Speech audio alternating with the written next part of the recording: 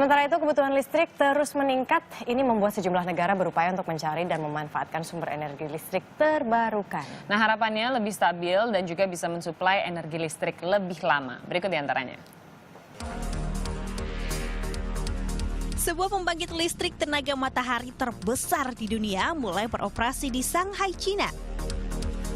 Pembangkit listrik ini menggunakan 20.000 panel surya fotovoltaik yang bisa mengalirkan listrik hingga 6,3 juta kWh per tahun.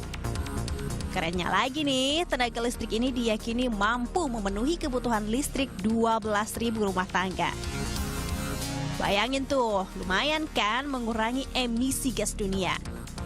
Panel tenaga surya ini dipasang mengapung di danau yang dulunya tambang batu bara.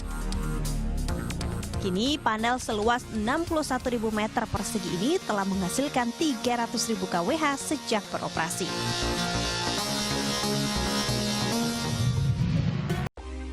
China membuat ladang panel surya mengambang terbesar di dunia. Sebuah ladang panel surya mengambang baru yang dibangun di sebuah danau di kota Huainan di Cina Tengah dikatakan menjadi yang terbesar di dunia. Ladang terdiri dari 160.000 panel surya. Panel ini dapat menghasilkan listrik untuk 15.000 rumah. Ladang terhubung ke sebuah kota di mana sekitar 2,5 juta orang berada. Panel ditempatkan di berbagai area danau. Air membantu mendinginkan elektronik di perangkat dan menghentikan mereka dari overheating. Energi surya seperti angin, sporadis dan tergantung pada lingkungan, yang berarti jumlah listrik yang dapat dikumpulkan panel akan tergantung pada cuaca. Solar panel itu kan orang tahu kan matahari. Ya, dari matahari ini kita menerima cahaya atau radiasi dari matahari, sehingga itu nanti dari panel tersebut mengeluarkan jadikan listrik. Dan kalau solar panel yang tadi dikatakan, apa aja aplikasinya? Ya. Assalamualaikum warahmatullahi wabarakatuh. Anak-anak, apa kabar hari ini? Berjumpa lagi pada pembelajaran terintegrasi, yang mana kesempatan kali ini pembelajaran terintegrasi yaitu ilmu Quran hadis dan juga ilmu pengetahuan alam. Anak-anak sekalian, sebelumnya tadi sudah ditayangkan bagaimana matahari dimanfaatkan oleh manusia sebagai sumber energi, khususnya sumber pembangkit listrik menggunakan panel surya. Ada yang digunakan untuk rumah sakit, hotel, dan lain sebagainya. Itu menunjukkan bahwa Allah Subhanahu wa Ta'ala menciptakan matahari tentu agar dapat dimanfaatkan oleh manusia. Ya, salah satunya sebagai sumber energi tadi. Tahukah anak-anak sekalian, ternyata matahari dengan segala fungsinya tadi itu sudah dijelaskan di dalam Al-Quran, khususnya surat Asy-Syams ayat 1 sampai 10. Hanya saja untuk kesempatan kali ini anak-anak akan melihat pemaparan atau penjelasan apa kandungan di dalam surat Asy-Syams ayat 1 sampai 7. Harapannya anak-anak bisa mengambil hikmah, mengambil pembelajaran dari itu, dan untuk kita renungkan, ternyata Allah Subhanahu wa Ta'ala menciptakan khusus misalnya matahari itu agar bisa dimanfaatkan oleh kita. Nah, sebelumnya sekali lagi mari kita lihat penjelasan berikut terkait dengan makna atau kandungan ayat 1 sampai 7 di dalam surat Asy-Syams. Baik anak-anak, sebelum kita masuk ke materi, Bapak ingin menyampaikan indikator pencapaian kompetensi dasar setelah kalian mengikuti pelajaran kali ini. Yang pertama adalah siswa dapat menyebutkan arti surat Asy-Syams ayat 1 sampai dengan 10. Yang kedua, siswa dapat menjelaskan isi kandungan surat Asy-Syams dari ayat 1 sampai dengan 10. Baik, kita masuk ke materi. Di monitor sudah tertera surat Asy-Syams ayat 1 sampai dengan 10. A'udzu billahi minasyaitonir rajim. Bismillahirrahmanirrahim. Wasyamsi wa duhaha wal qamari idza talaha wan nahari idza jallaha wal laili idza yaghshaha was samaa'i wa ma banaha wal ardi wa ma tahaha wa nafsin wa ma sawwaha fa'alhamaha fujuraha wa taqwaha qad aflaha man zakkaha wa qad khaba man dassaha. Nah, di dalam surat Asy-Syams ini sebetulnya kalau kita bisa memahami maknanya, nanti kalian coba cari makna arti dari ayat 1 sampai dengan 10. Nah, dari keseluruhan ini sebetulnya ada 7 fenomena alam yang sangat menakjubkan. 7 ciptaan Allah yang sangat menakjubkan. Yang pertama yaitu adalah matahari dan cahayanya. Kita tahu bahwasanya matahari adalah sumber kehidupan dari makhluk hidup yang ada di bumi. Yang kedua adalah bulan yang mengiringi matahari. Nah, bulan merupakan salah satu bintang yang ada di luar angkasa sana yang pergerakannya selalu mengikuti matahari. Nah, ini yang ketiga yaitu fenomena siang dan malam yang selalu silih berganti. Dalam satu hari ada 24 jam dan hampir di seluruh belahan dunia pasti akan mengalami siang dan malam. Walaupun terkadang waktu dari satu negara dengan negara yang lain terkadang berbeda. Kemudian yaitu langit serta pembinaannya. Allah menciptakan langit serta pembinaannya, serta seluruh yang ada di alam semesta, termasuk bintang, planet, meteor, dan lain sebagainya. Dan juga bumi beserta penghambarannya. Kita, makhluk hidup yang tinggal di bumi, kita dapat merasakan yang namanya udara, kita dapat menemukan yang namanya tumbuhan, kita dapat bertemu dengan hewan dan lain sebagainya. Itu salah satu fenomena alam yang sangat menakjubkan yang Allah ciptakan untuk kita semuanya. Kemudian yang terakhir adalah jiwa serta penyempurnaannya. Jiwa ini siapa?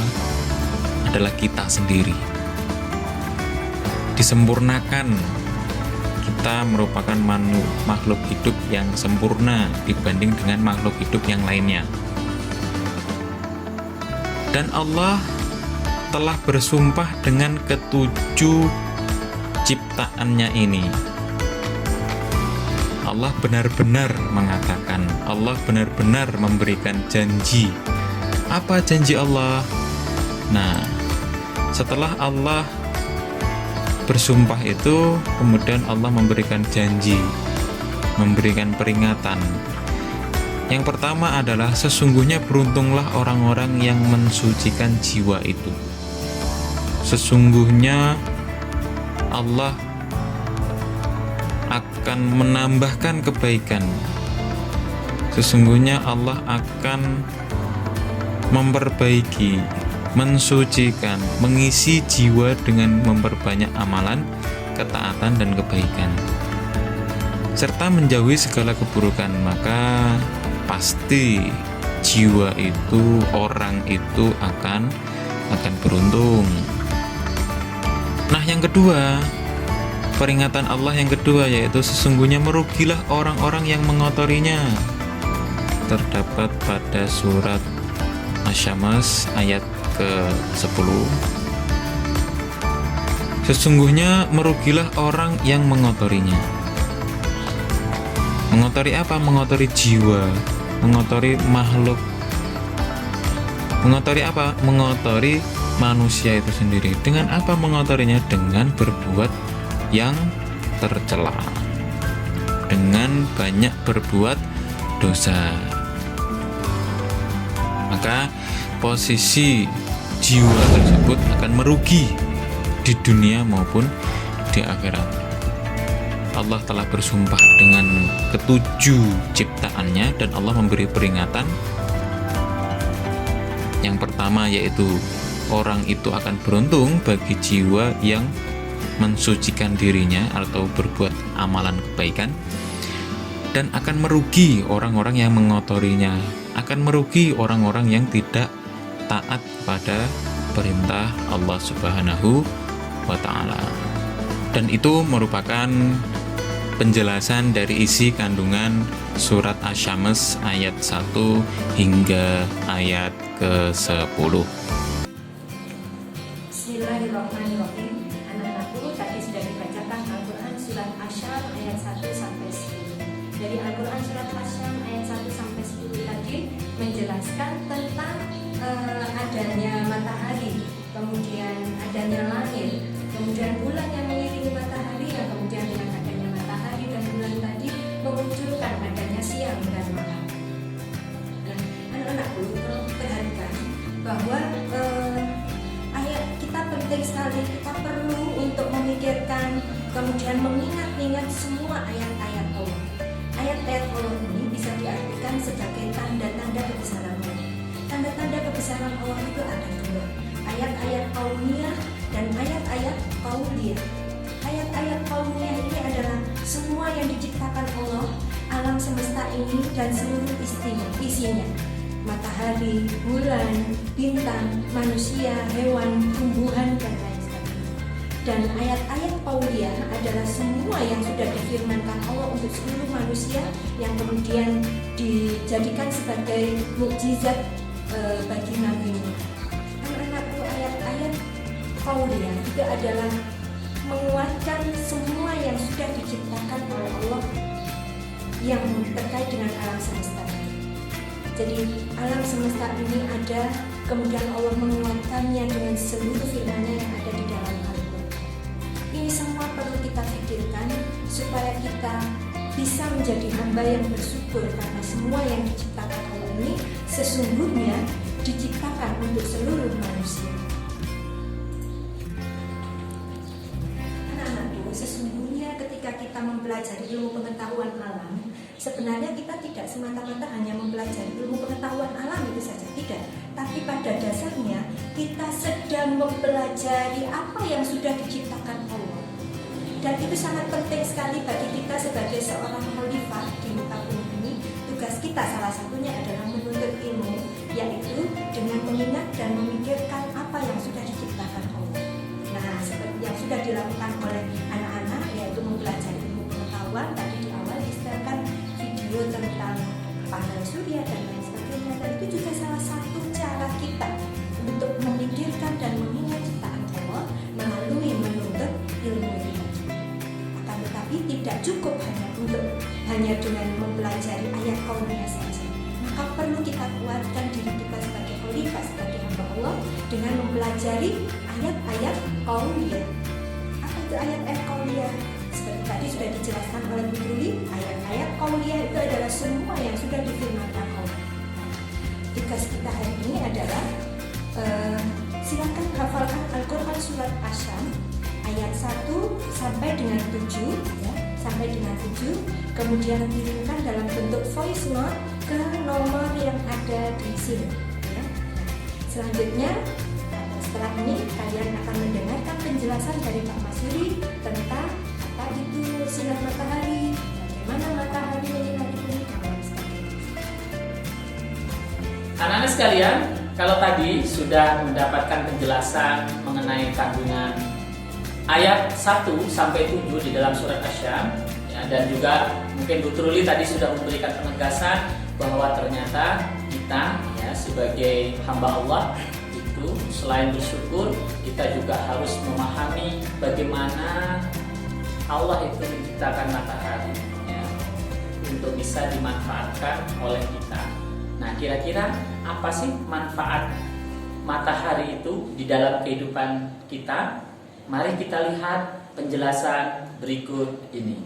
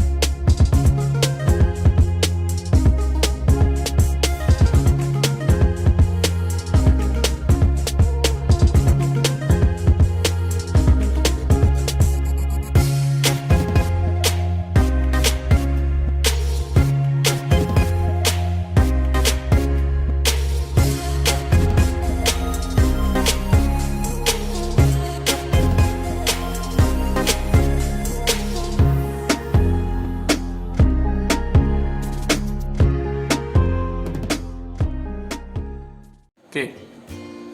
Nah, anak-anak sekalian, kalau tadi sudah menyimak penjelasan apa fungsi matahari atau peranan matahari dalam kehidupan kita, ya. Sekali lagi, mudah-mudahan dengan pembelajaran terintegrasi pada kali ini, kalian sudah belajar tentang ilmu pengetahuan alam dan juga dikaitkan dengan Al-Quran, di mana di dalam surat Asy-Syams ayat 1 sampai 7 yang juga tadi sudah dipelajari tentang kandungannya. Harapannya ini bisa membawa manfaat yang besar bagi kita, ya. Dan jangan lupa kita untuk senantiasa bersyukur atas nikmat yang sudah diberikan oleh Allah.